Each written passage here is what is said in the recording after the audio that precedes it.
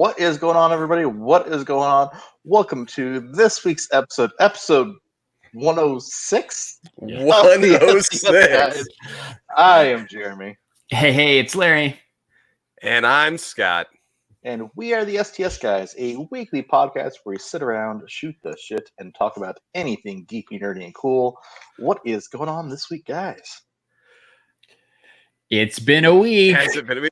Jeremy, can I tell you, I think it's quite hilarious that now that we have switched to a new platform that of all of its benefits does not show the full episode title. No, not anywhere on the screen.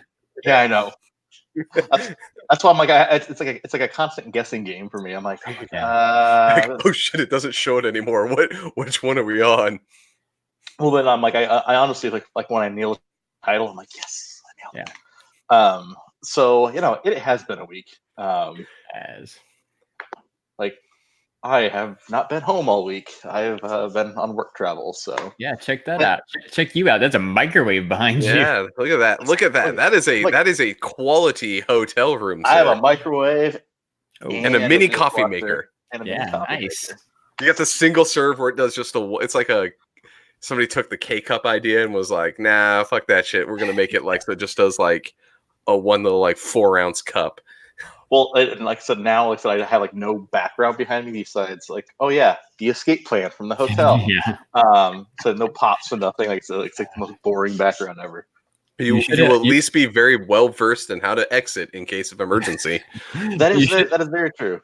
You should have went to Hot Topic or something and just bought a random pop and just put it up on the microwave. I did one day at lunch with Larry. Yeah. I almost did that. That would have been funny. Yeah, no, I almost did that.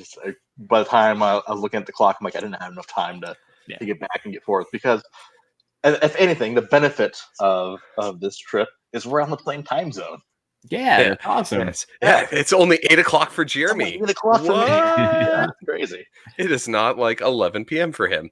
So before we get into it's been a week, I think we have to call out that not only are we live on YouTube right now, but we are live on Facebook. Indeed, we are. Woot woot Facebook. Yeah, this is amazing. So now you can watch us live every Saturday night on Facebook if you've liked our page, which you can find at the STS Guys on Facebook. Right. Super easy. Such a great thing. This is our first time trying it. We haven't really done it before, but it'll be. It's definitely going to be an interesting show, and I would say that we will probably be doing this from now on, right? As the way. Don't see why not. Yeah. Hashtag go Facebook. Yes. So Scott and I have a story. All right, let's hear it. Yes. On Thursday, Scott and I met up. We do. I glitched out for a second. Oh, that was weird. Yeah. Are you okay? Yes, my internet is somehow worse than usual today. All right, cool.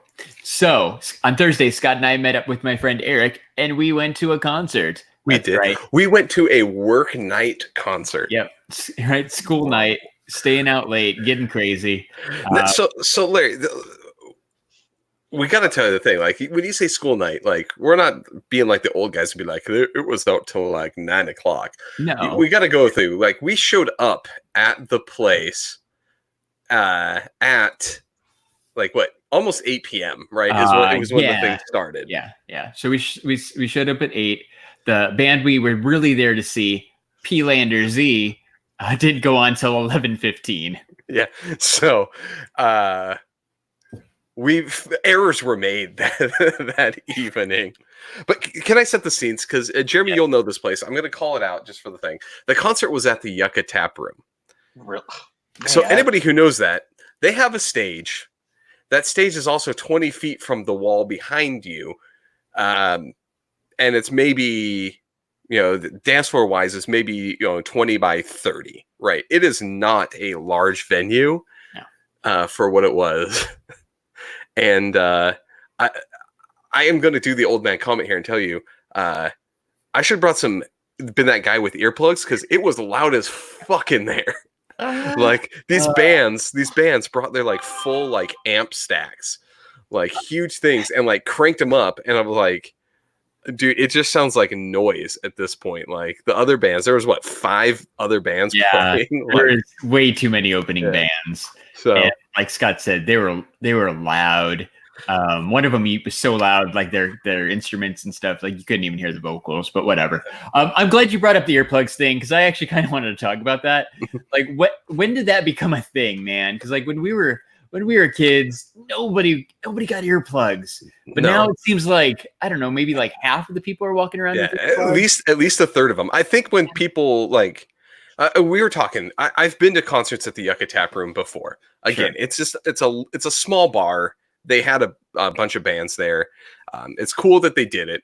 But I was underprepared for what it was. Like, so does that mean next time we go see somebody, are you bringing earplugs? I'm going to bring earplugs just in case. Like, if I don't know the venue or I haven't been there for a long time, the earplugs are coming in.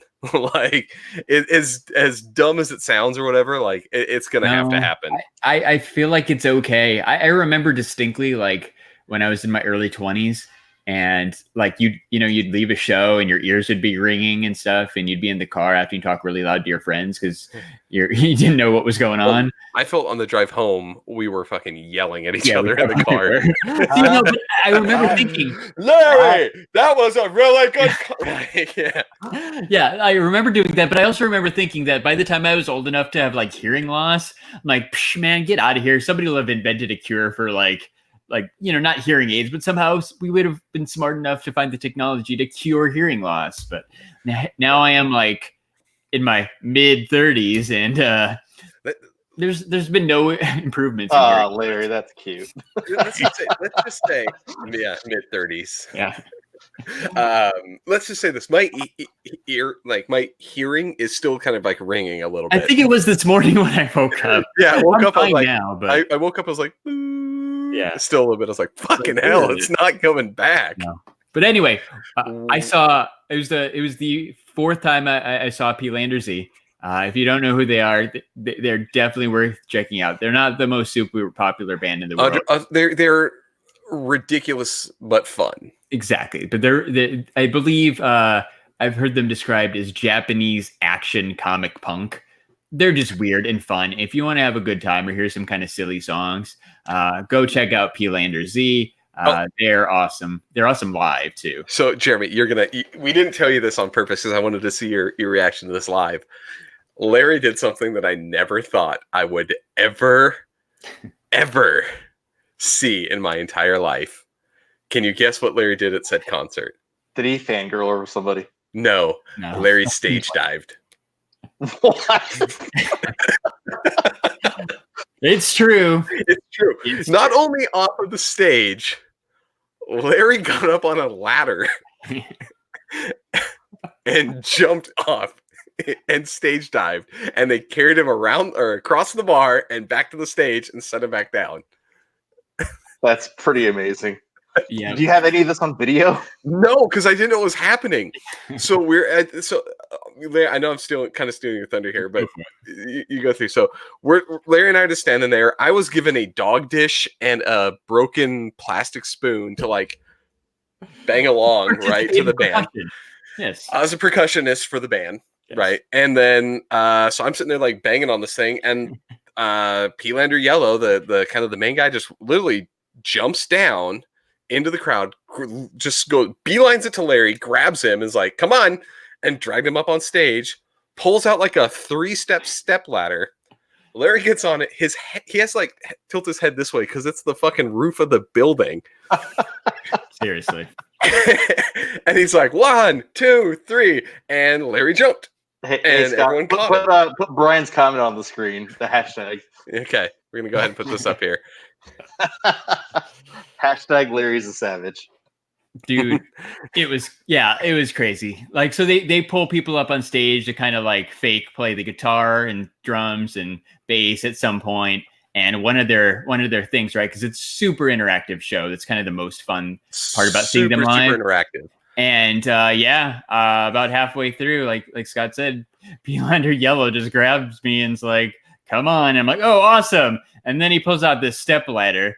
And like I start freaking out a little bit because you guys don't know this, but I'm not really afraid of heights, but I am afraid of step ladders. As I say, those 3 steps are killer. Yeah, I don't do the mid-range heights very well for some reason. So I struggle to get up the step ladder. And he's like, "Are you okay?" I'm like, "Yeah, I'm gonna be okay." So I toughed it out. I went all the way up to the top step, like Scott said. You're not even supposed to go on that top step. Yeah, it says right there on the label. It says it on the step. But I did it, and yeah, first time ever in my life I crowd surfed. It was a big moment for me. It's been a crazy year, man. Remember San Diego Comic-Con? I did karaoke for the first time. Well, 2019, man. I also crowd surfed. 2019 is a year of the first. The year of the first. Larry is bucket listing here. Again, I'm thinking I'm too old for this shit, but I crowd surfed for a decent amount of time too. Larry crowd surfed. But that's not all we did, Larry. No. There's something else that we decided to do. You mean after the show? After the show. What, 12:30? Right? Right. We hung out. We bought some merch. We met the band. And then we get in the car, and I just look at Scott. And I'm like, it's kind of late, man, but I could go for some burgers. And I was like, look at me. I'm a fat fuck. Yeah. I could go for some burgers, too. So we made the 20-minute drive north to Scottsdale to check out the brand new First in Arizona White Castle location that opened like the day before. But totally vacation Wally World moment. The restaurant's supposed to be open 24 hours. It was shut down. They had to close because they had too many people showing up. Because the demand was too crazy. Too high of demand, so they shut it down. Yeah. So we knew it was a risk.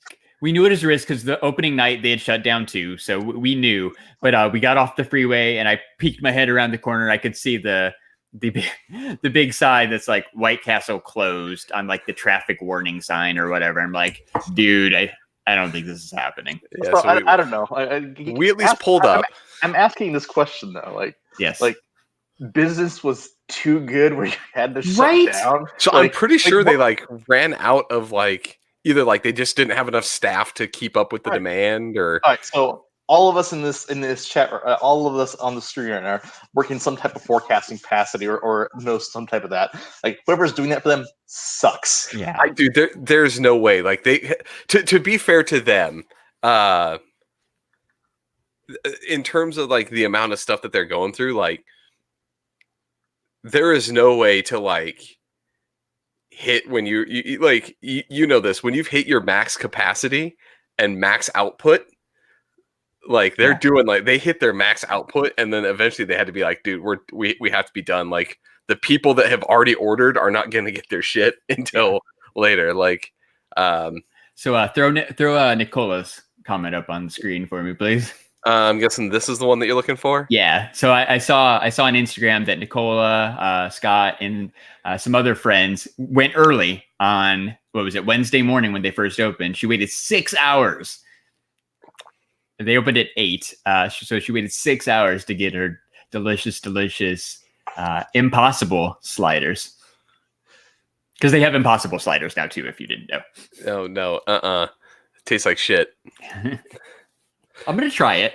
Once the hype dies down, I'm gonna try a little bit. You and I tried the tacos at Del Taco, and they were not good. Yeah. They were not good. I choked that shit down. Yeah. But yeah. So we're gonna wait. I don't know. We said 2 weeks. We're gonna wait 2 weeks, and then we're gonna take an early lunch, and we're gonna head over there and see if we can get some White Castle, because right now it's just way too crazy. I don't know. I still feel the need to rag on that business. Like, I don't care what I have to do. Like, so I'm cranking out those burgers. Like, you have a line out? Yeah. Oh yeah, no. It was insane to see. Like she said, like people were ordering like hundreds at a time. Yeah. And then they shut that down, right? And limited you to 60, I think. Yeah, you could only get 60 at a certain point. Yeah, because they're like, fuck, we can't keep up with this. Only 60, and they're like, shit, we can't even keep up with this. So Nicola, she witnessed a real life Harold and Kumar. Yes. She did. Yep. But like the entire time it took Harold and Kumar to get to White Castle, like I feel like everybody was just waiting in line for that 6 hours. Like it's crazy. Like, so Scott and I were talking. So think about this.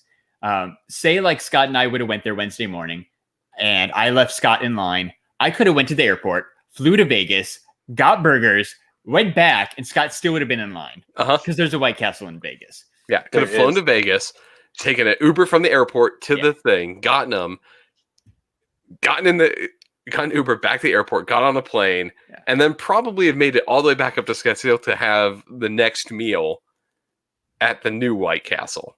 Like drove to Vegas and had to White Castle. Yeah, exactly. Yeah, in the same time. But I would say drive, but then I think like, fuck, you have to drive the 6 hours back. Yeah, that's where we started. That's where we started this idea. It was like, I could have drove, man. And then like, wait, we could have drove and made it back in line. And I still could have met like Scott in line waiting for his burgers while I'm eating my delicious sliders from Vegas. Exactly. So soon. So next time they have an opening or something, we're going to try this. This is going to be our legitimate time stamped. Just because I said Scott, I don't know which one of you guys was talking about it earlier this week. I think it was you, Scott, that was talking about this. Like, you started talking about fucking White Castle. Did you buy the White Castle burger minis? Did you? Look at that. The fuck. See, I don't know if I can ever trust the frozen fucking sliders. White Castle. They're not bad. The frozen ones aren't bad. They're okay. Yeah. They're better fresh, just like anything. Yeah. But it's well worth it. I am sorry. That was definitely me when we talked on was that Wednesday or Tuesday? Yeah, I think so. It was definitely me because I told you it was opening. So yep. So we've got a White Castle, man, and then sometime early next year, they're opening a Jollibee in Chandler, and I'm super stoked to go get some Chicken Joy right down the street from my house. It's very close. So I might drag Scott along to the opening for that one. I'll go to the opening. I'll go to the opening at Jollibee. I do not think it's going to be it'll be busy, but I do not think it'll be as busy as this fucking White Castle. As somebody I saw on Instagram put it, they said everybody who was curious in a 300 square mile range decided to check out White Castle over these last 2 days. It's so crazy, man. Well, I get it. Like the only other West Coast one really is in Vegas, right? So 2. Yeah. 2 in Vegas. Yeah, Nicola, it's going to be me, Scott, and a lot of Filipino people at the Jollibee opening. Yeah, I'll be eating my spaghetti with cut up hot dogs. Yeah, Scott's never been to Jollibee, so we're definitely making that happen. I've looked at the menu and went, "What the fuck is this?" Hey, Larry tried a mango pie. Yeah, last time we went. So good. I don't like mangoes. Oh, it's peach mango. I don't like mangoes or peach, but I love the mango peach pie from Jollibee. So good. You would. I don't know what that means. Couldn't we, before we jump into our main topic, I know you threw Brian Rainey's comment up on the screen, but shout out to Brian for being our first ever Facebook comment. And what up to Ray, who's also joined us live on Facebook. What's going on, Ray? What's going on? This is the first time we're jumping on for Facebook. So we're testing this out where we can dual cast to Facebook and YouTube at the same time, which seems to be working out pretty well. Oh, technology.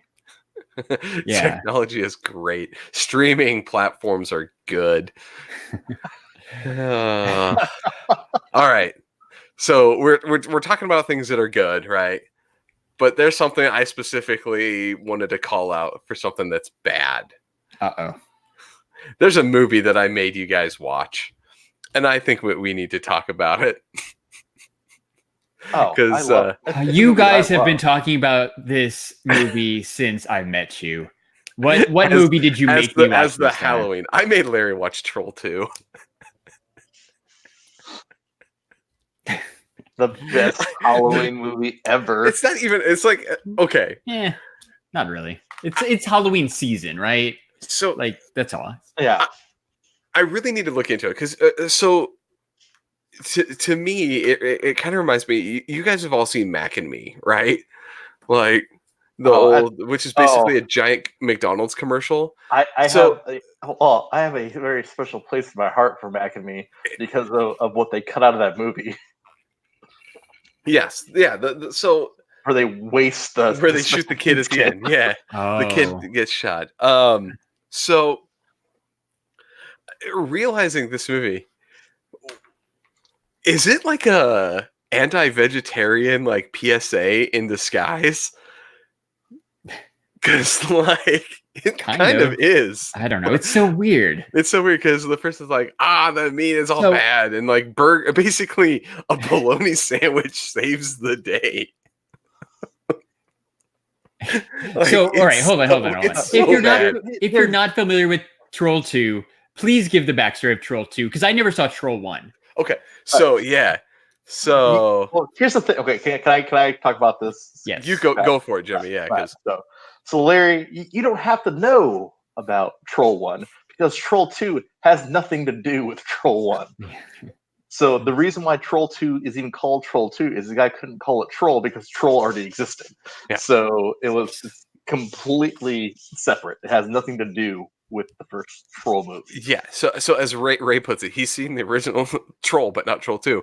Well, good, because first off, the best thing about this is they're implicitly called the little monsters are implicitly called goblins throughout the entirety of the movie.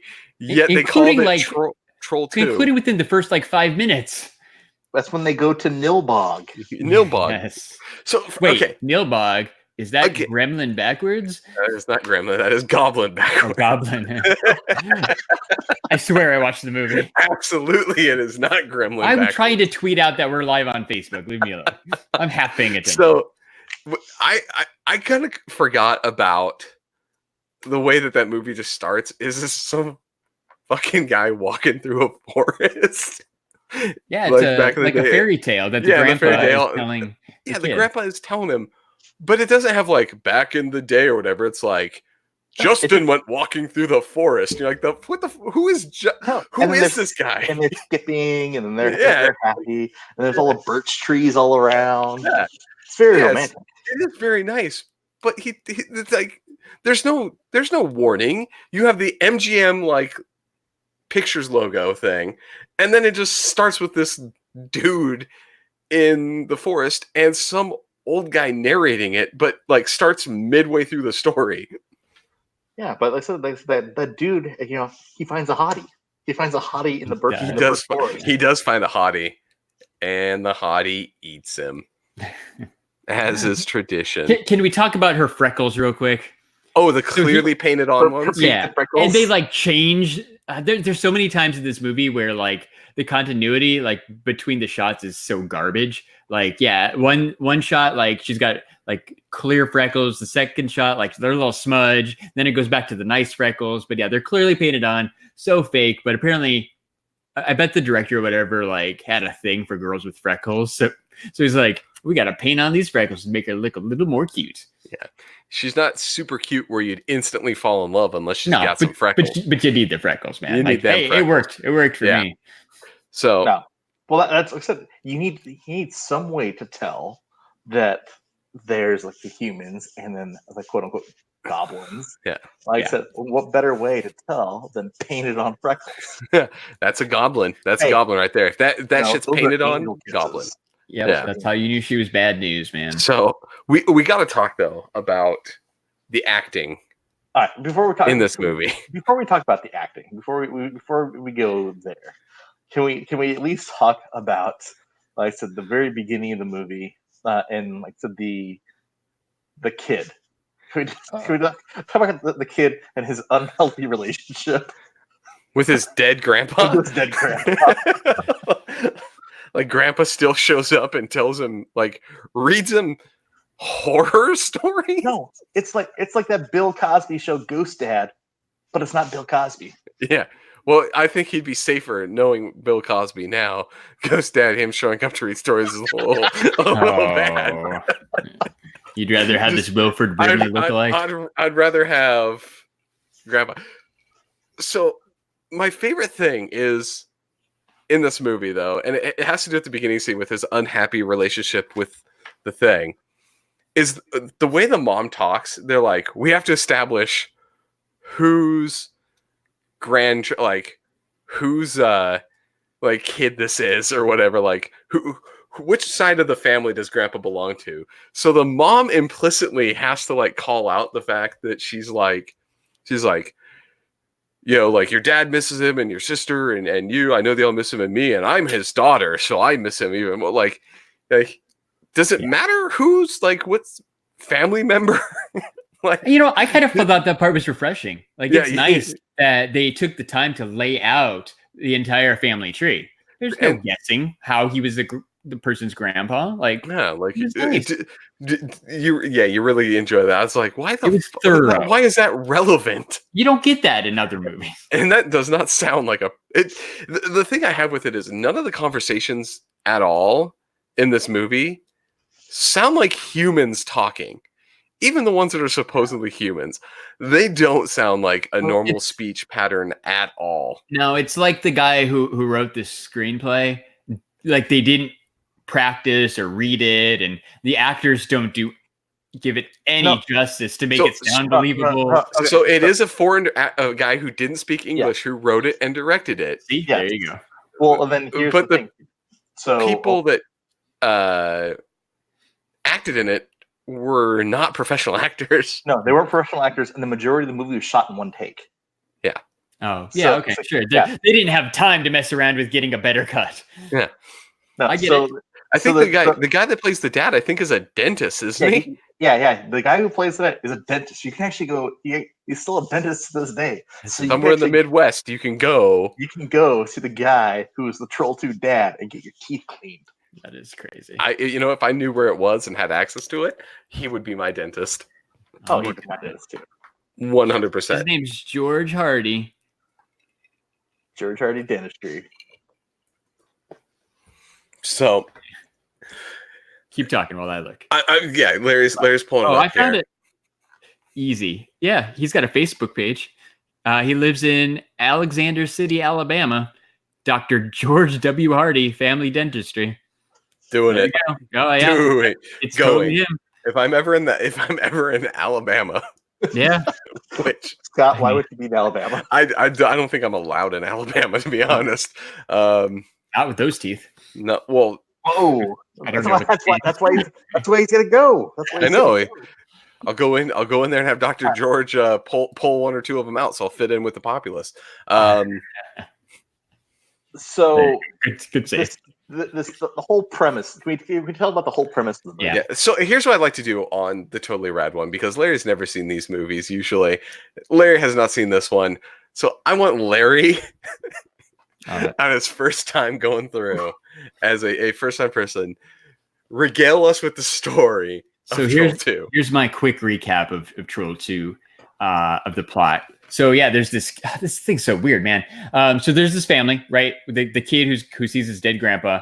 They are going on a vacation, but it's not really a vacation. They're doing this family swap thing where they're trading houses with this other family that lives out in the middle of nowhere for an entire month. So they go. This kid's grandpa just told him the scary story about goblins. I almost said gremlins. Goblins, and lo and behold, this town is like the mecca for goblins. And the entire time, the family and their friends that for some reason just followed them all started to get eaten by these goblins. But these goblins are weird. They don't like eating people. They're vegetarians. They only eat plants. So in order to eat the people, they have to turn them into plants first. How did they do that?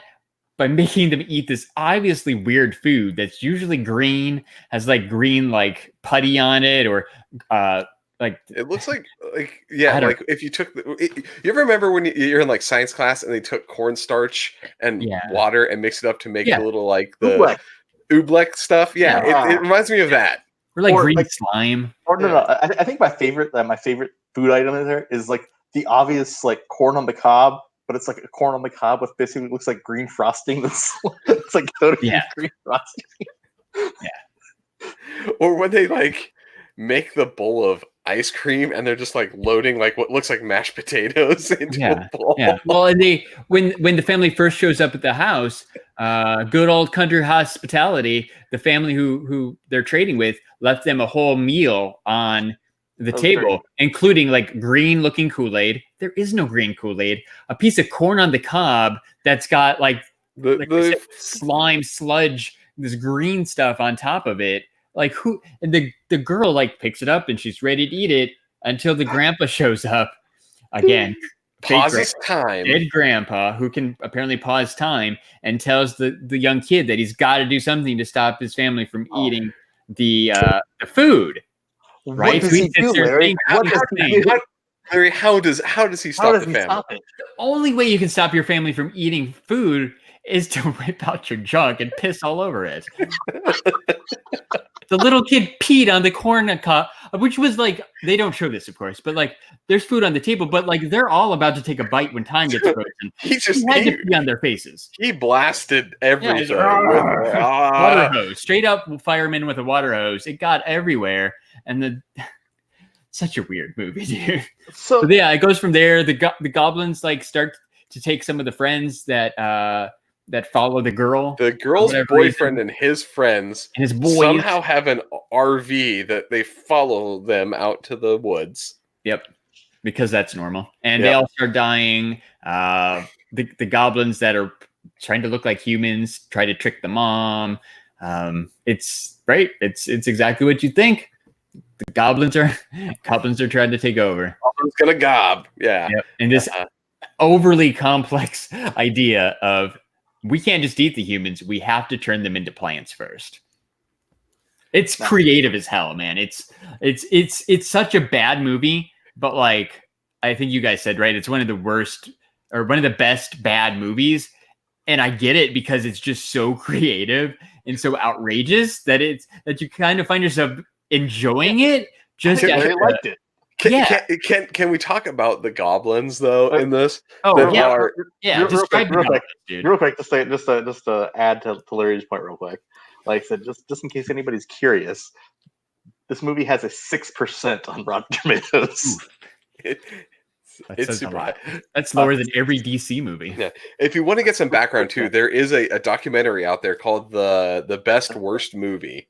Oh yeah. I might have and it's the subject of this movie. And if you haven't watched Troll 2 and you're listening to us still, and you don't care about spoilers for a really bad movie, it's available for free on YouTube. Just search Troll 2 and it'll come right up. YouTube. I watched it on Vudu. It's also on free there. Nice. So it's Voodoo solid. That's Yeah. where I watched Theodore Rex. Exactly. Catching those old school soul movies. So yeah. We need to kind of bring up, for anybody who haven't seen this, I'm very sorry that we're going to ruin the depiction of the goblins. Well, Scott, can you Google a picture of the goblins real quick to share while you're describing them? Yeah. You got to this is a visual podcast at this point. If you're watching live, we got to share, right? We want the YouTube viewers, we want the Facebook viewers to be able to see these goblins. These goblins, like I said, here's the thing. So I very first saw this movie as a kid. Like as a little kid, it actually scared me as a little kid. Dude, you know what? They're creepy, man. It did. They're creepy. Well, especially when they start turning into plants. Yes, the people turning into the trees, like the little kid. The little kid has like a dream sequence, and he's got like branches poking out of his chest. It's a little creepy. He starts bleeding the green, like sweating. Yeah. We didn't even talk about that. When you're turning into a plant, you start like sweating or bleeding this green stuff all over. It's again super creative and unique. Little creepy, little scary. Yeah, and then there's that witch character. I'm trying to find a decent. I used her as the thumbnail because like she's like kind of scary, but like kind of scary hot too. So yeah. I decided to use her over the creepy troll. Okay, so. Larry, I want to throw out a comparison. She's like a slutty Miss Frizzle from Magic School Bus. Yeah, I was going to say Magic School Bus, right? Kind of. I'm trying to find one that's like a really bad accent too. Oh yeah. Because what is the accent? Like I cannot place what she's actually like. What is her actual accent? We lost Larry. Hello? Oh no, Larry did drop. Oh no. We lost Larry. We lost Larry. Here comes Larry. Well, when you're trying to open a new tab, pro tip, don't click the X on the current tab. Larry just was like, I'm out, guys.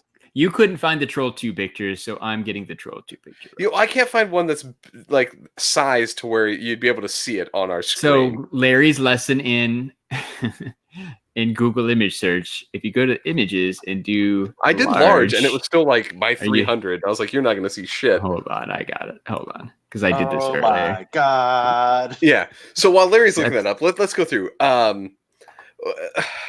Jeremy, you bring up that scene. I know that's your favorite scene.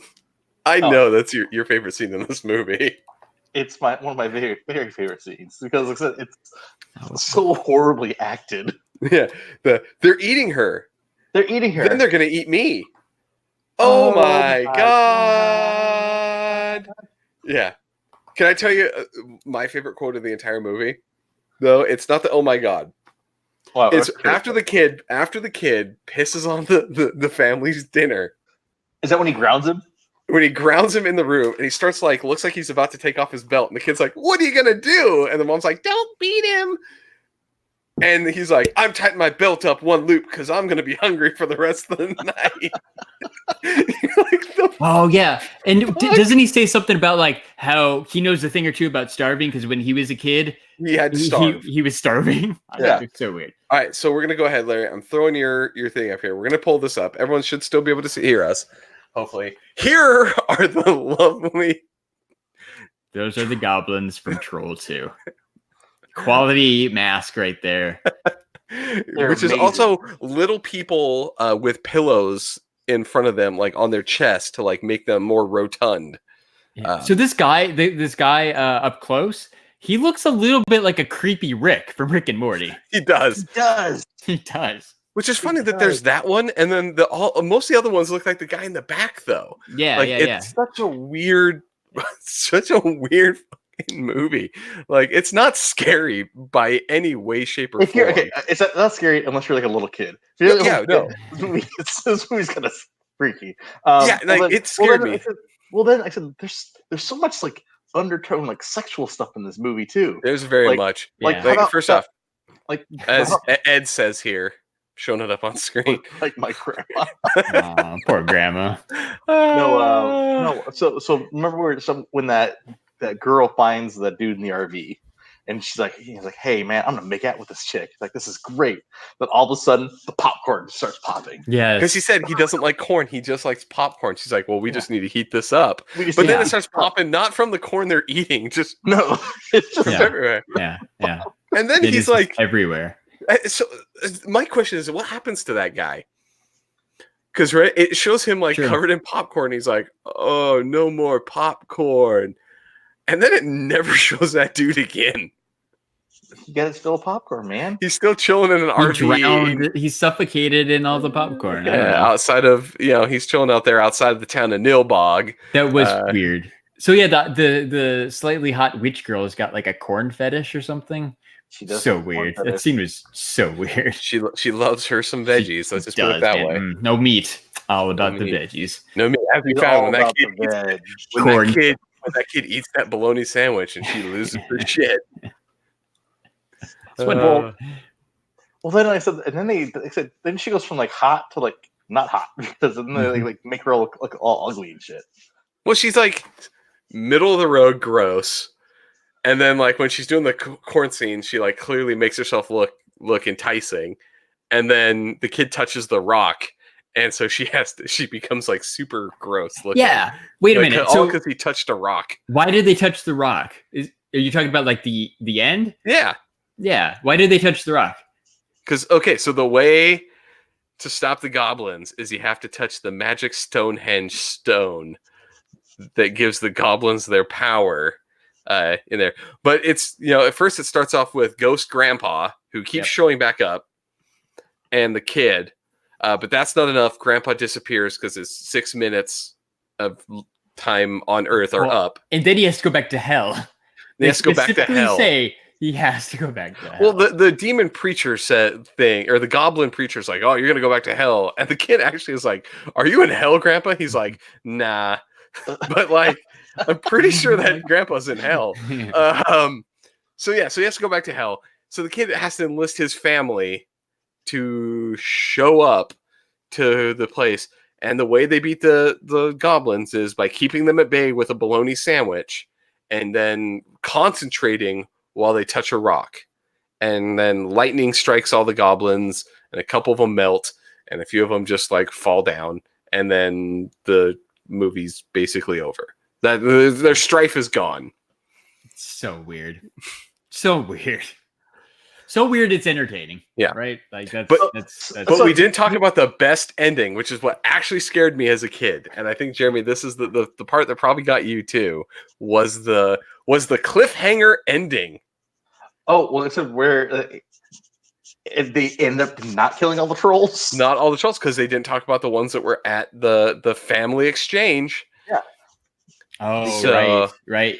They're at the family's house in the big city. In the big city. And so the best thing is the kid is like looking for his mom, and he finds I'd say it's a softball, but I think it's actually like a mock, like even bigger one, because they've written "Yummy, mommy tastes so good." Ugh, that's kind of creepy. on a softball that they roll to him. Yeah. And he runs into the kitchen and finds out that the goblins are not in fact dead. They have the apples that they left in the fridge were actually the evil apples that turn people into plants. Mom ate one before she took a shower. And now she is on the kitchen island being eaten. And you can know it's his mom because there's a single boob that you can make out on the island. That is how you know that is mom on there. And because the kid's like, "You're eating my mom." Oh my god! So, do you see why I want to do eventually do a commentary track to this? Yeah, no, I think we really need to. We need to sit and because I think even Larry now has an appreciation for this movie now having seen it. Yeah, for sure. No, and like the reason why we decided to do it this way was number one, logistics. Number two, it's I think it's hard to do a live reaction to an entire movie when you haven't seen it before. Yeah. So now that I've seen it, we don't know where Nate is right now, but we're pretty sure Nate watched it. So maybe we all can get together and figure out a way to do that and just do like a side video on the YouTubes. Because I think it would be fantastic because it is. Oh my god! Oh my god! Okay, so the other thing too is like at a certain point they capture all the guys, or all the goblins capture the kid. Yeah. They're trying to force feed him some of this food to turn him into a plant. The dad hears him yell for help, awkwardly runs into this building, and it is just like, "What are you doing?" They're like, "Oh, we're giving him ice cream." He's like, "Okay, well, he doesn't like it," and then, like they left.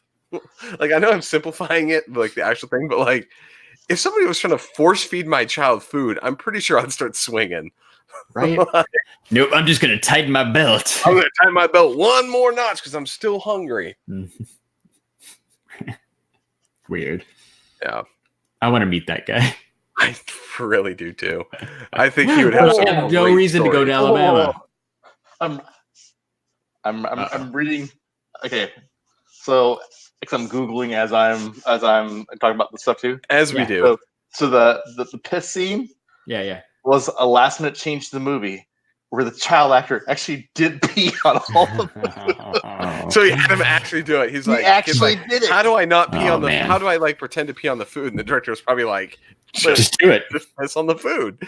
Like he told Caesar, "You walk around the table, up on the chair, and piss on this food." So weird. Okay, so I know I told you that child abuse. No, you're exposing yourself and like you're making this kid whip his dog out to pee on stuff. That's 20th century. It's okay. It's okay back then. We're in the 21st century now. Everything's PC now. Can I just kind of amend one of my life goals? I know I said that I at one point just want my sole like IMDb credit to be voicing like a Pokemon.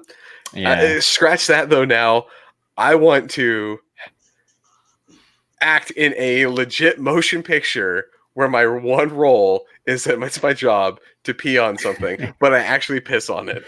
No. You're a method actor. You got to really get into the moment. All right. So Like you're walking around home pissing on everything too. Just don't tell anybody I'm going to really do this. Just whip it out. All right, what do you got, Jeremy? What do you got? I got something even better. This will fulfill Scott's dream too of pissing on something. What if, like I said, next Halloween when we have more time? I'm making a plan for next year already. What if we take basically an idea from Be Kind Rewind, we Swede this movie, and we actually make it ourselves? 100%. Yes, I'll do it. I'm the kid. I will be the kid. I will be Josh. Like I will be Josh. I claim these. That would be interesting. Wouldn't that be amazing? It would just take some, like you said, time. But I think we could pull it off. Instead of like running through the forest, like that opening scene, it would probably have to be like running through the desert. But like some slight modifications. We could take a weekend in like Prescott. Like true. Road trip. Yeah, rent a cabin. Get a Airbnb cabin. I'm nothing weird going on here. We're just bringing a bunch of weird. This movie writes itself. Like, so we can do this. This would be amazing, actually. All right, throw that on the to-do list. I like it. All right, and then just please don't piss on me, Scott. Oh, it's gonna happen. I'm sorry. And like, Larry, I don't even want any like splashback. Like Larry has the corn in his mouth. Larry's gonna be the one with the corn, and I am aiming for that. I am aiming for the corn. Or whoever has that weird looking donut thing. Like I'm going for that one. I want to make basically a copy of the worst movie ever made. I like it. Like we could totally knock it out in a week too. Oh, yeah, and then we could post it everywhere and do like hashtag shot on an iPhone, just like Selena Gomez did with her new music video. Oh, exactly. We'll just shoot it on the iPhone. Yeah, we literally stitch this together. We can make gold in showers. I like it. I feel like it's a good next step. It doesn't even have to be Halloween. We could just do it whenever the hell we want. This movie, again, like we chose this movie because days. We chose this movie because it's so utterly ridiculous that we needed to like. Obviously, we needed to force this upon the world. I really want anybody who hasn't seen this in the chat or that listens to this later to legitimately go out and watch this. Everyone needs to see this movie.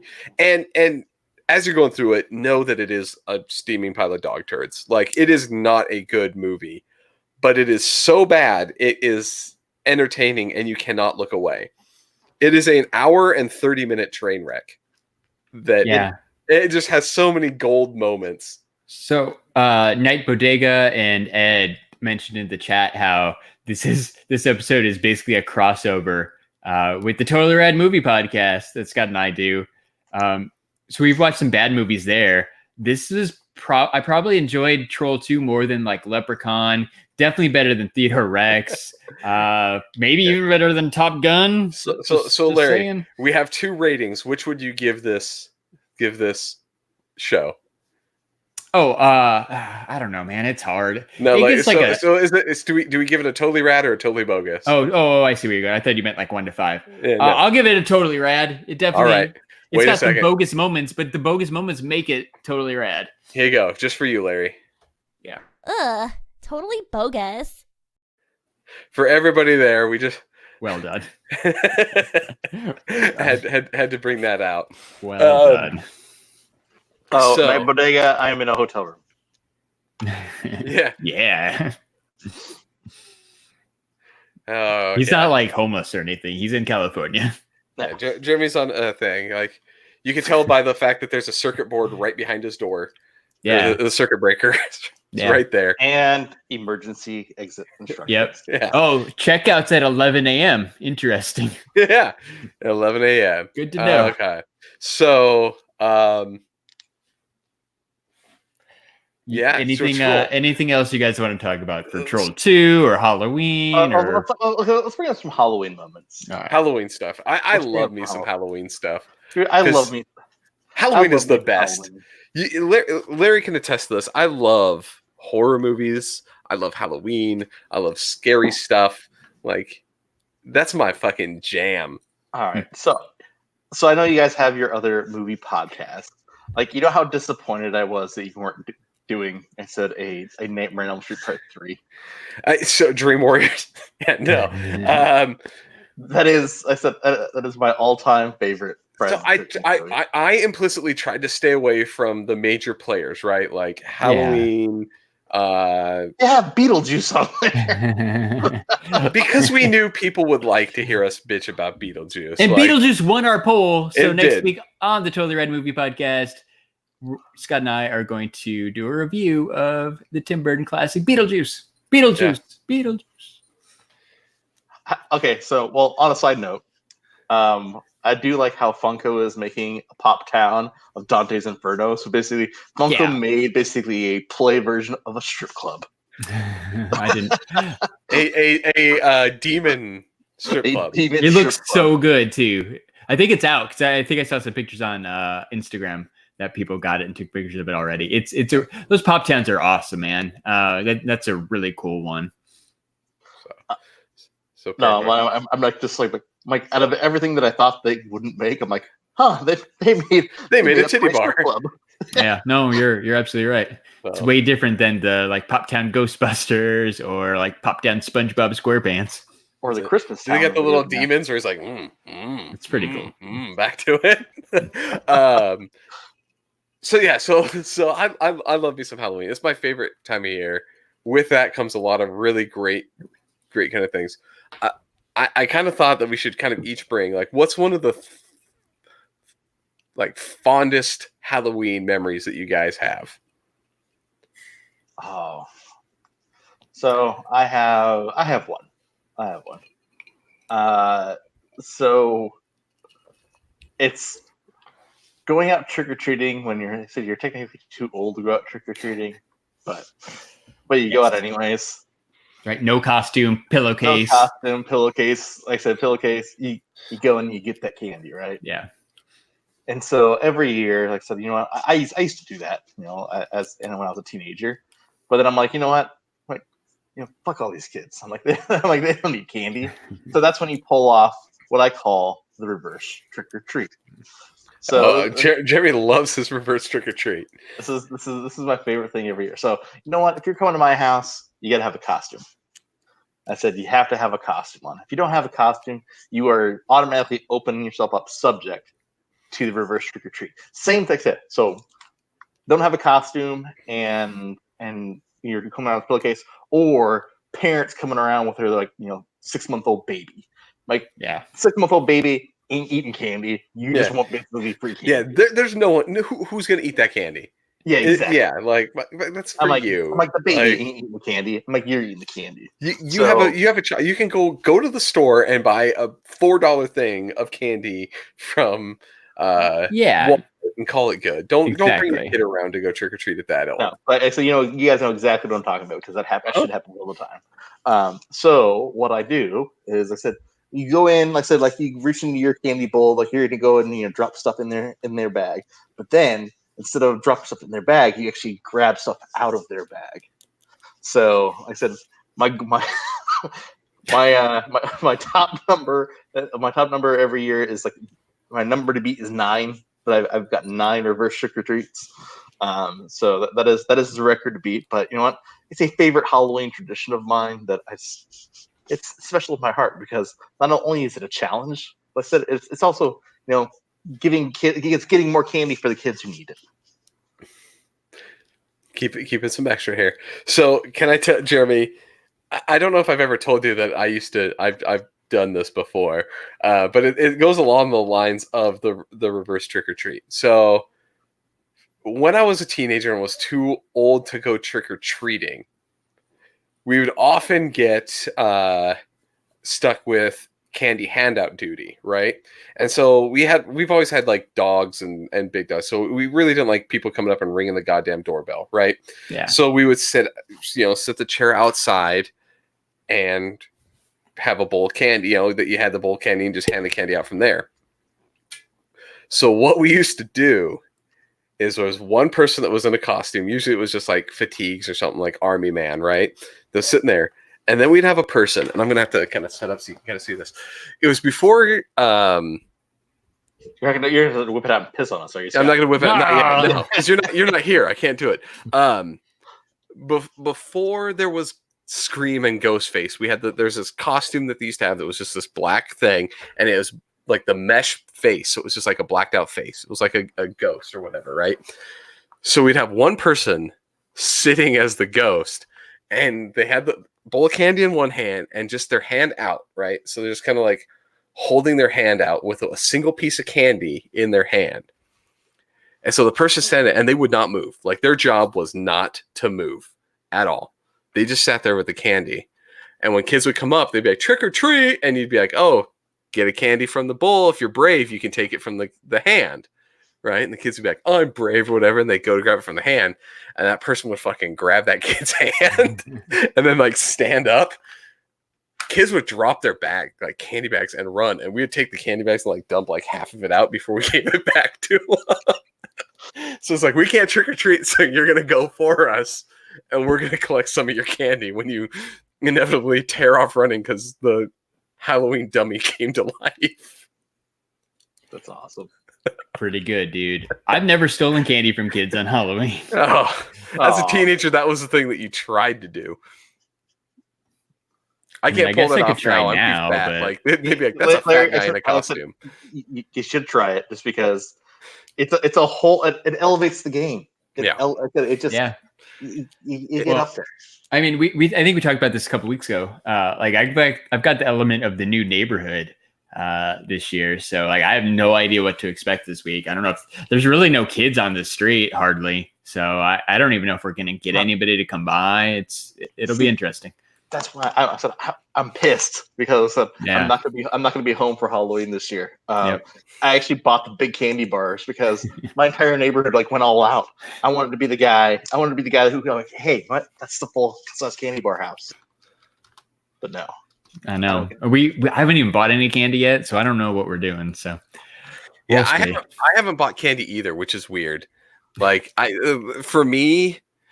It's strange. I think my daughter being 6, it's like I'm going to be spending most of my time getting candy. Oh, for a while, your main focus is her going around trick or treating, not you passing anything out. And right? Then we always just do the bowl on a table and then leave. Right? You still want to give something out, but take one, please. We did the take one, please.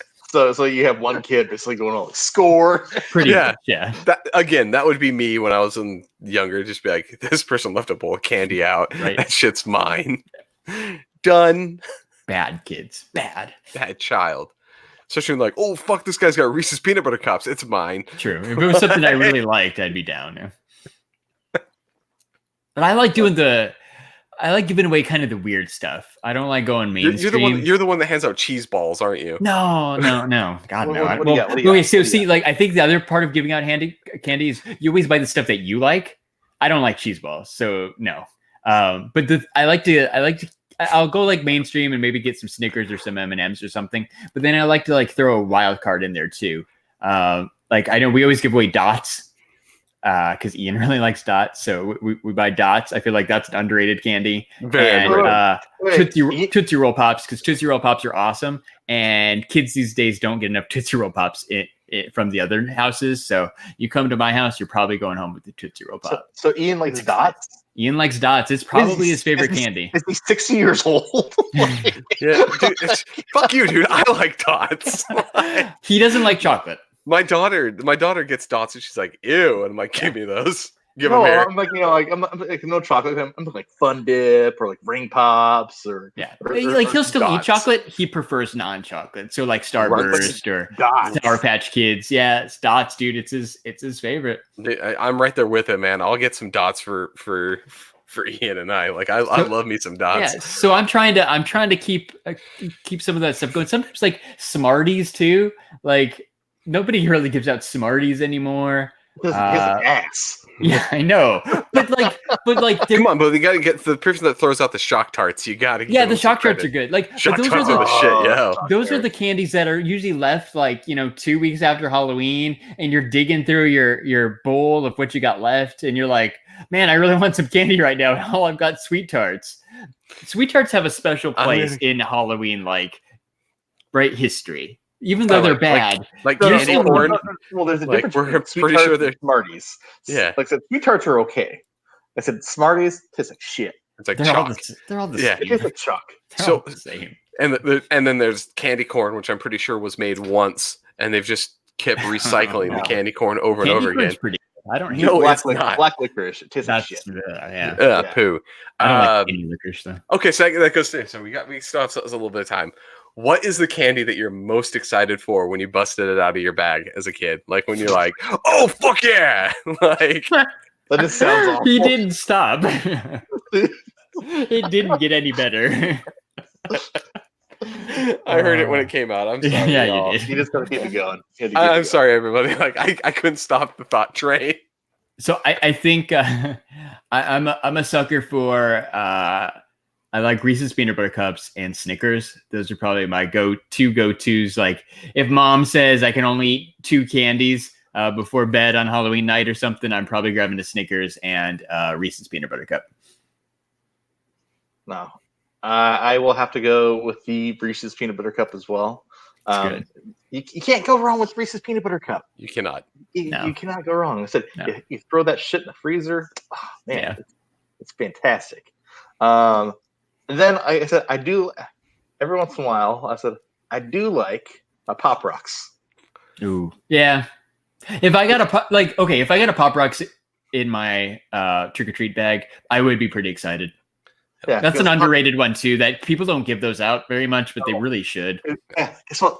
Pop Rocks. I bought the Pop Rocks. What? Pop Rocks at Jeremy's house? Yeah. So anybody in the Austin area, Pop Go Rocks at stalk Jeremy. Jeremy.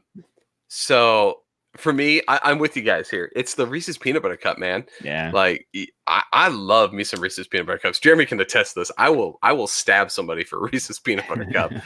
And like you do the happy dance whenever you get the peanut butter cups in there. I would pee on somebody. I would, dude, I'll do that regardless, to be honest. Like I don't need a reason for that one. You guys are gonna think it's really, really dumb, but you know what else I was really excited for as a child? It's the caramel apple suckers. Like when you get those, you're like, oh! Yeah, that's another one that like every house doesn't give out. I feel like you get a lot of Milky Ways, a lot of Snickers, a lot of Reese's too. You get a lot of the main chocolate stuff, like Three Musketeers. But I get more excited for the random stuff. You don't even get like many like Skittles and Starburst anymore. Those are quality ones too. I will say though, the little packs of Sour Patch Kids definitely as an adult. Yeah. Those are coming to me. Yeah, those are good. Yeah. Like, oh, you don't like those? Yoink. Yeah. Yoink. Just don't even think about eating that. That's coming my way. It's fair. Right. Got a candy inspector. Has to inspect the candy before to make sure there's no needles in it. Oh, these Sour Patch Kids. Gotta take my commission before we go. Dangerous. I think that's still a funny thing. Is like I said, the whole can I check this razor blades? Yeah, the 80s thing. Yeah. I feel like that has died down. Do you check your kids' candy, Scott? I don't. I mean, like, I'll go through it to like we always dump it all out. I dump it all out, look over it real quick to be like, and especially if there's like shit that's like loose, like if somebody threw like their homemade popcorn ball in there, I don't know, like fuck you, like I'm not that's going in the trash. Yeah, but like all fingers. Yeah, like you could like like you. I don't know what you do in your house, lady. Like don't make a popcorn ball and give it to my kid. So I don't like go through like the fine tooth comb, but I do like glance over to make sure. Which makes me the idea. This year, I think I know what I'm going to do for the kids without costumes. The store sells pickle slices, but they're individually wrapped. Those kids are getting fucking pickles. Really? No, I know what you should. I know what you should do. You should make up some rock candy, put in little plastic bags. Oh. And out little bags. Spray paint a rock and put it in a bag and like. I think it was the get a rock from my front yard. No, you're basically handing out little like bags of like candy meth. Yeah, the Four Dorksmen, right? We're talking about that kind of. I think last episode because Clint lives in Colorado, and I guess since they legalized marijuana and stuff, there's always been announcements around Halloween time for the last couple years, like, "Hey, be careful! Like a lot of these edibles look a lot like candy." Okay, but can I contest that whole idea? Because as a person who enjoys edibles. They're expensive as fuck. Yeah. You are not giving those out for That's Halloween. exactly what Clint said. At no point at the cost per unit of those goddamn things are you like, I'm just going to willy-nilly give this out to a kid, or you're not accidentally doing it. Like, well, that and it's like you don't not know what it is, what it isn't. Like, you're not going to be like, Right. I'm going to Like, go ahead and give this out. Like, no, because- that's never going to happen. no matter what it is, it still smells like weed. Yeah, it actually does. You're going to go your kid's bag and you're going to look over that candy and go, oh, something smells skunky in here. Right. Find the edible. Like, but no self-respecting person who enjoys those sort of things is going to give that out for free. Honestly, no one's giving up their pot. As Brian says, ain't nobody giving up their pot. No one is. I'm sorry. No one's going to do it. Not gonna happen. So Night Bodega says to mess with the kids without costumes, go to Taco Bell, get a bunch of hot sauce packets, and give those out. That's a good one. You know what? Instead, I'll just go to Del Taco and buy a bunch of the Impossible Tacos and hand those out. Those are worse. I tried one. One year, I think it was when Ian was first born. That first year, we stayed home and passed out candy because he was a baby. But we ran out of candy real fast. Like, it was a different neighborhood because same thing. We just moved and we didn't know what to expect. So we ran out of candy real fast, and like we didn't turn up the light right away. So kids were still coming to the door. So I gave away applesauce. I might have told the story before, but like the individual applesauce cups. The Go-Go applesauce or whatever. No, this was before Go-Go's were a thing. Like the little cups, like the Mott's. With the foil, with the tin foil, the foil pop. Oh my god. Yeah. But like one kid, I remember specifically, this one little girl was super stoked that she got applesauce. She's like, fuck yeah, applesauce. Well, I was expecting the opposite direction. What the fuck is this? Nope. She was like 6 and she was really happy to get applesauce. Kids love applesauce. One year I had a kids come up and I like randomly, I bought regular candy because I knew the thing. And my wife's going to be mad at me, but I'm going to call her because she had bought the thing of cheese balls. She's like, well, let's hand out the cheese balls. And I was like, we're buying real candy too. And we're handing it out. And everyone was like, do you have real candy when we went to put the cheese balls? But there was one kid that was like, are those cheese balls? And I was like, 100% kid. And here, take them all. I just dumped the whole thing. I was like, you can have them all. Nobody else wants these. Hey, you know what? There's only one cheese ball that's fucking awesome. It's the Planters cheese balls. Yeah. No, these are like they're basically cheese poofs. So they're the Cheetos puffs. But they're all like stuck together, right? But they're like this big around. And there's like 10 of them in the bag. They're not good. All right, so I have one more question for you guys. What does happen? Like, what does it take for when somebody comes up to trick or treat for you to give them the extra candy? We talked about we've talked about like, stealing back from the kids, but there's always the kids that you're like, dude, you get extra candy. What does it take to get extra candy from you guys? I think it's usually like you got a costume that I appreciate. If it's a video game character or I don't know, like something I like, right? Like I like The Simpsons, which no kids nowadays dress up as The Simpsons, but you get a good Iron Man. You get a good Iron Man costume or something. Like you're probably getting extra candy. Well, that or you do something like so. For example, like my so one of the guys I know in Texas, his son, I think it's like 3 or 4 years old. His dad asked him like, "Hey, what does Thanos do?" And he goes up and he goes, "Oh, like that." I'm like, see, that kid's getting extra candy. Yeah. So for me, it's trick or treat enthusiasm. As a fan of Halloween, I love trick or treating as a kid, and if I have a kid that comes up with that same enthusiasm, I'm hooking that kid up. I got the example. One year, so 2 girls ring the doorbell. They're dressed up as princesses, right? Oh, yeah. Open up the door there, and they're like, trick or treat with that level of enthusiasm. Each of them gets a single piece of candy. While the door is still open, a child from the sidewalk, and you guys have both been to my house. It's a decent hike to get to my front door from the sidewalk. Yeah. This kid beelines it as fast as he can, full sprint from the sidewalk, the like 100 feet it is to my front door, strickered in, jumps in the air, lands, and at the top of the zone, he goes, trick or treat! And I was like, you get the fucking bag, Here. and you, like, bowl of candy dumped into your bag. Like, Bravo. 100% bravo for you, kid. Bravo. You love yourself some Halloween. You're getting extra candy from me. Yeah. Since we're calling out our wives, my wife and I have several Halloween-related battles, but you just reminded me of one. I'm all about, here's a handful of candy, whatever, just take Oh, take she it all. a one per. She one is per a one visitor? per, and if she sees me giving out a handful of candy, I will get yelled at, and the bowl will be taken away from me temporarily. No, like you do that the handful. You got to get rid I of don't the care, man. Yeah, like just get rid of whatever that here. candy. I extra Especially leftover. because like our rule is like we don't start going trick-or-treating until it's dark and someone else has came to our door, right? So usually I'm only going to see like maybe 10 trick-or-treaters at the most, and then like I said, I'm just putting the bowl outside and we're going to go walk around. So like I take advantage of those first 10 trick-or-treaters. It's like, here, I take all this candy, right? Like it's my one time to be the good guy, because I know the bowl's not going to last more than 2 seconds once we walk away. But no, she's the complete opposite. She can't is be a the one per customer kind of girl. No, you got to do at least like a couple. Like grab a little handful and toss it at each kid's back. Like, I think Night Bodega asked a good question for you guys.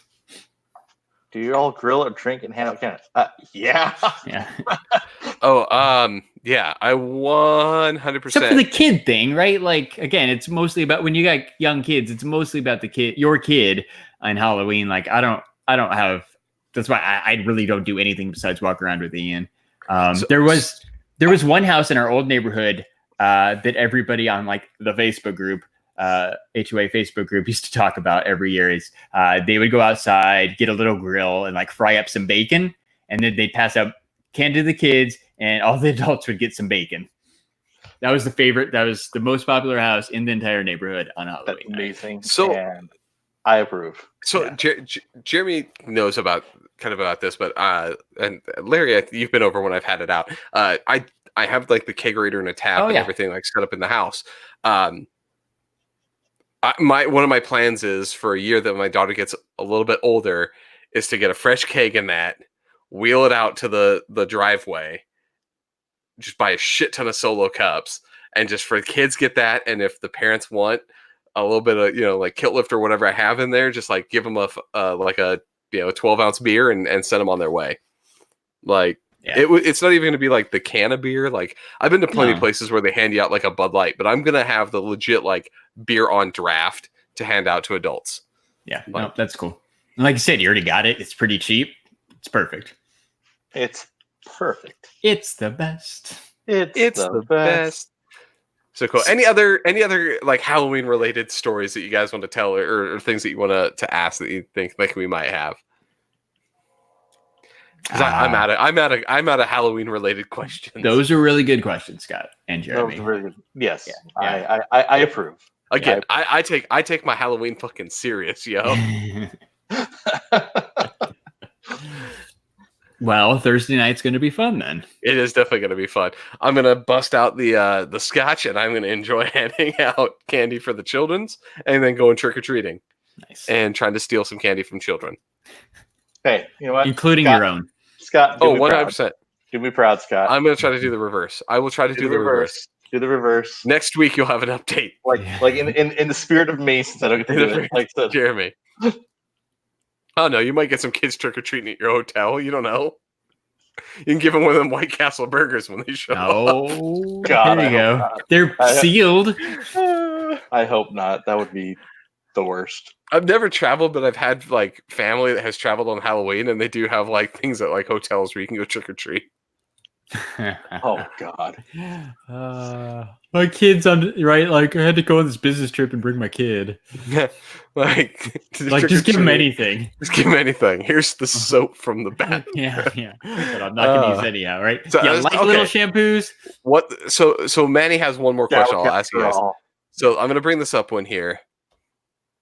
Is how early do you start and how long do you give out candies? You start as soon as the sun goes down, right? What, like 6 here? 6-ish, 6:30. If you show up to my house before 6 o'clock, I'm gonna be like, I don't have candy, kid. Like, yeah, right. Like come back generally later. speaking, not like super dark, but like dusk. Right, it's Yeah. starting to get dark. I'd say 6 o'clock at the earliest. Yeah, And then I'm looking because it's not the same everywhere, right? Like sunsets at different times. Well, yeah, because it didn't start getting like dark until like 9 o'clock my time. Yeah, so Arizona kids, 5:39 was sunset here tonight. So yeah. So 5:30, 5:45. Yeah, so around 6 o'clock is when I start, and I'll either hand out candy until I run out of the given out candy, because I always have the stash of candy for me. I'm a fat guy. What can I say? So it's either until the handout stash is gone, or until I need to go to bed.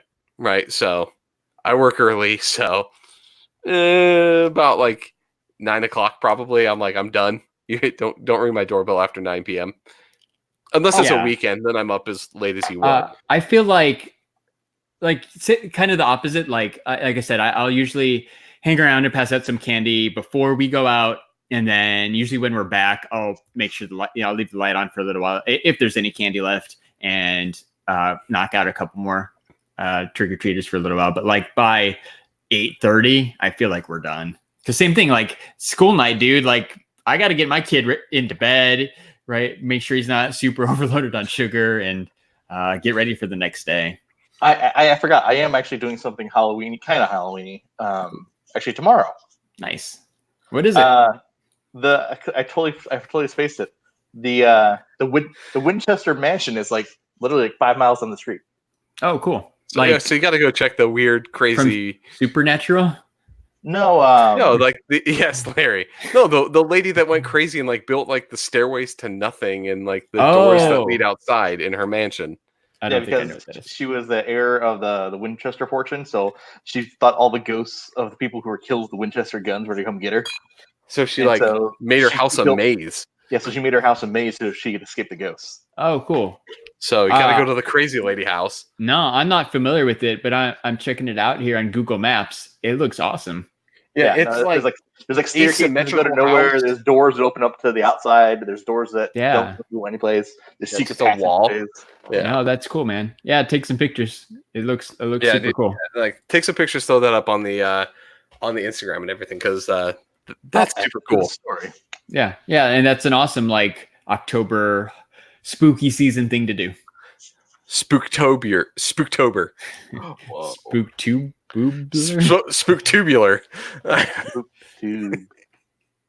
Spooky. All right. Well, Larry.